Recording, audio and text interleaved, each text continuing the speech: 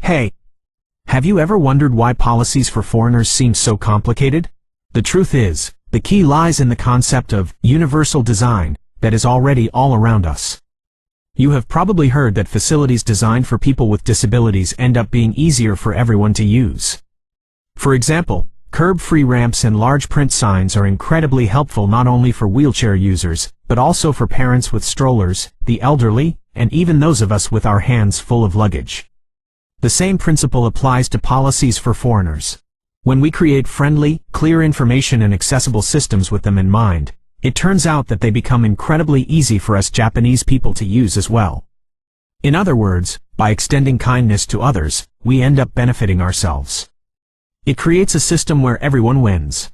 Instead of singling anyone out, we should focus on making our spaces more comfortable for everyone.